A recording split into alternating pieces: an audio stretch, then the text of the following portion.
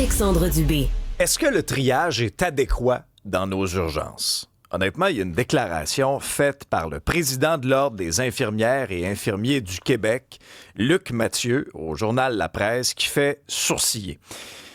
Il dit essentiellement que plusieurs infirmières, et là je le cite, ne font pas ou peu l'évaluation de la condition physique et mentale du patient. Et quand on ne fait pas ça en 2025, c'est pas une bonne pratique. Et là, il fait référence, entre autres, à certains rapports de coroner qui ont été médiatisés et qui ont vraiment levé un drapeau sur cet enjeu-là. Pensons au décès d'un homme de 44 ans à Lévis. C'était en juillet 2024. Avait une pression artérielle de 179 sur 124. Et finalement, ça aurait été, là, selon ce que je peux lire, n'aurait pas été jugé crédible par l'infirmier en question. Le patient avait été envoyé vers une clinique médicale le lendemain avec rendez-vous et décédé d'une hémorragie cérébrale.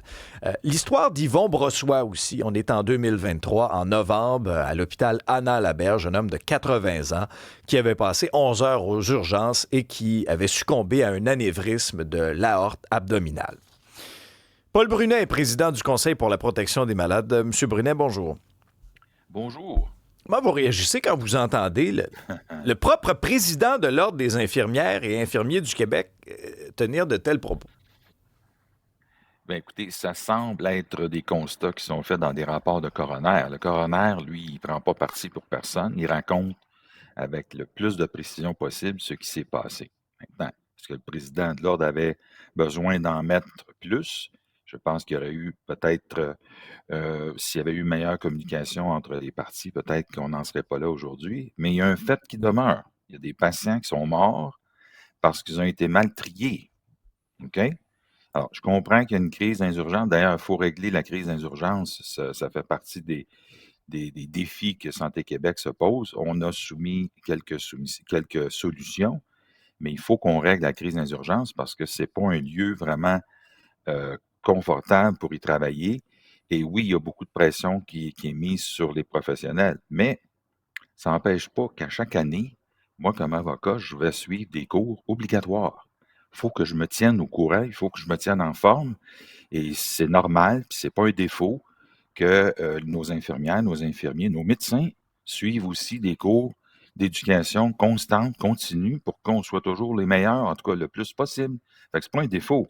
Bon, peut-être que dans la communication et la façon de le dire, on aurait pu avoir d'autres mots ou d'autres façons, tu sais, se rencontrer. Mais ça, je vais laisser ça à l'ordre des infirmières. Vous comprendrez que le syndicat La FIC a déchiré sa chemise. Je vous cite là, la déclaration. Il est inacceptable de faire porter aux professionnels en soins l'odieux des défaillances systémiques d'un réseau à bout de souffle. Est-ce que c'est vraiment ça ou il y aurait moyen de faire mieux au niveau de la formation puis d'affiner un peu nos pratiques? Comment vous voyez ça? Tu sais, s'il y a 75 personnes qui attendent à l'urgence, dont plusieurs ont besoin d'attention urgente, c'est sûr que ça met une pression indue sur le personnel soignant. C'est certain, ça.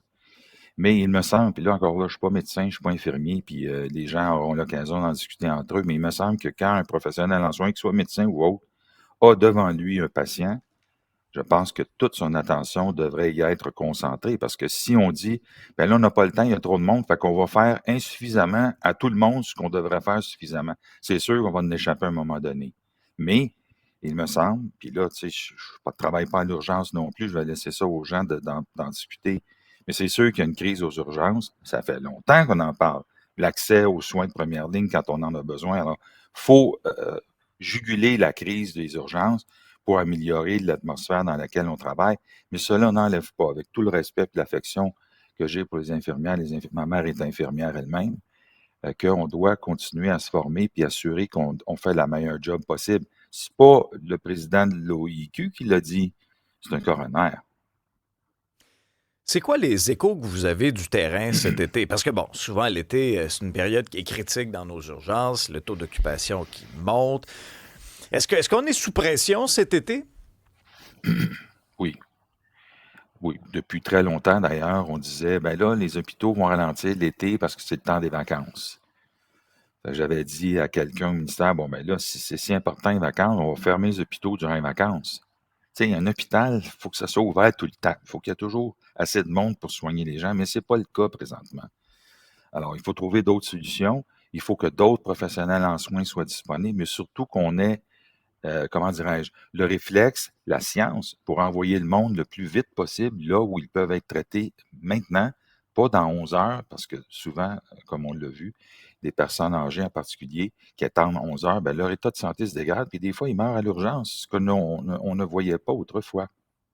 Quelle serait une fréquence peut-être plus acceptable pour réévaluer un peu la condition du patient? Moi, ça m'est déjà arrivé, à un moment donné, quelqu'un de très proche de moi est à l'urgence. Et là, à un moment donné, moi, je trouve que son état se détériore, là. Je vais le signaler à l'infirmière qui est à l'accueil à ce moment-là. Je me suis fait recevoir avec une brique et un fanal, je vous confirme, là, parce que je la dérangeais, là. Ouais, ouais. Ben, tu sais, il y a des codes, hein. Selon le code avec lequel vous êtes classifié, puis il y a une revisite qui doit être faite auprès du patient. Je pense que c'est à chaque heure.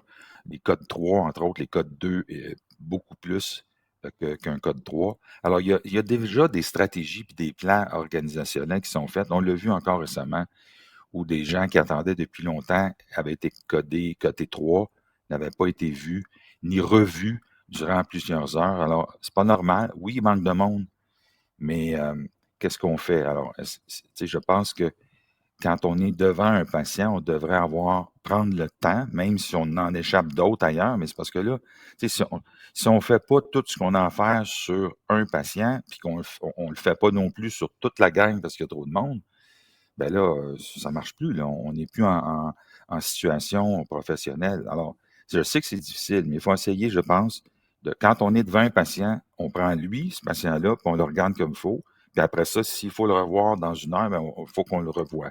Ouais. Puis s'il y a quelqu'un qui dit non, tu le feras pas, je pense que les obligations professionnelles, comme le syndicat, comme l'a mentionné d'ailleurs même les gens du syndicat, il faut qu'on laisse les gens faire leur job, mais faire la job la meilleure possible dans les circonstances. Et c'est pour ça qu'il faut régler la question des circonstances, comme la crise aux urgences qui sévit depuis un bon bout de temps. Mais avant, c'était à Noël, puis l'été.